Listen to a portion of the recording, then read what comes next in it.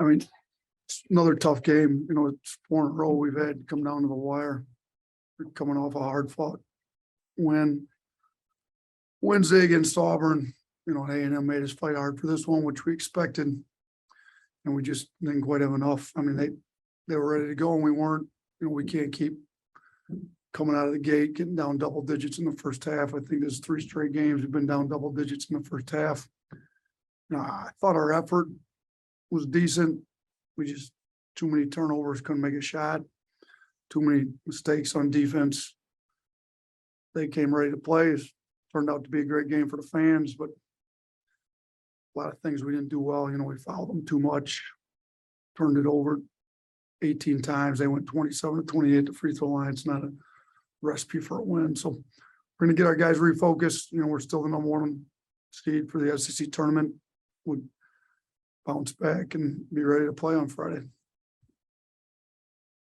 Start with Charlie. Yeah, Coach, you mentioned the last 4 games. I think you guys are 25 of 116 from 3 over that stretch. Is that concerning going into postseason play when you want to be playing your best? Yeah, it is. I mean, the way we play it certainly helps to make shots. I didn't realize it was that we're 25 out of 116 in the last 4 games. It's not shocking. I knew we haven't shot it well, but we've got a week, 6 days before we play again. We'll get back in the gym and try to get it fixed. Katie? You talked about turnovers a little bit in your opening, but how much did turnovers kind of limit what you needed to be able to do today?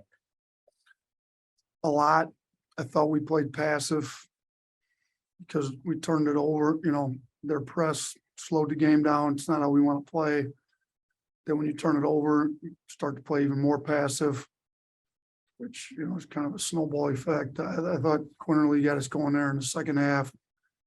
When we got some stops, we were able to get out in transition, which, if you're not going against that press the whole time, I think you're better off. But, turnovers killed us. They were bad, and some of them were just not real smart plays. Tony? Yeah, Nate, 3 fouls for Brandon over the last 4 minutes. Just what did you think of some of those? I know some of them were kind of debatable. I mean, the last one's tough play. The kid trips. I haven't been able to look at the video, so I'm not going to say one way or the other. I mean, he's aggressive. He puts himself in tough spots sometimes. That some of those go one way or the other, the black charge, but I don't think the referees are trying to favor one team or another. We just, calls one against us last couple of minutes, and we got to deal with it. And they could have all been correct calls. I'll look at it on a video and get a better idea on some of that. But we got to be better. We got to be better through the course of the game and not leave it up to refs calls in the last 2 minutes. Nick Kelly?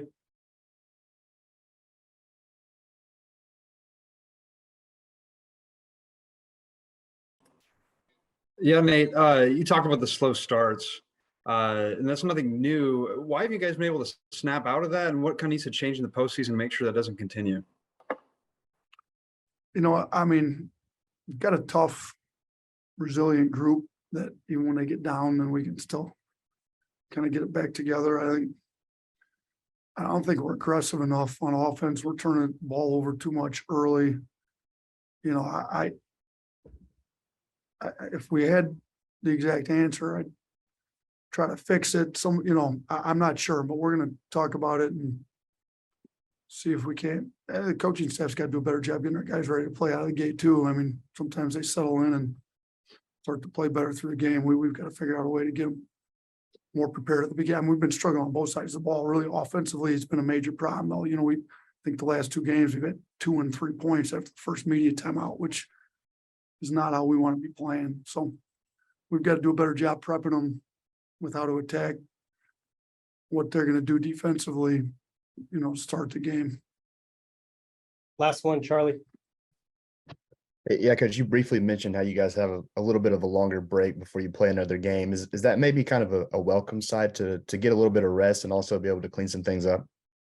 Yeah, I think it's needed. I mean, we got to get our guys' legs back under them. We can make some shots. We got to get back in the gym, work on some individual skill stuff, particularly shooting. You know, when you're playing 2 games a week since first week of January, there's not a lot of time to just work on some individual skill stuff. And we try to get in and do it, but you know, not playing until Friday. We'll give them tomorrow off. On Monday and Tuesday, it'll be pretty much focused on what we need to do to get better.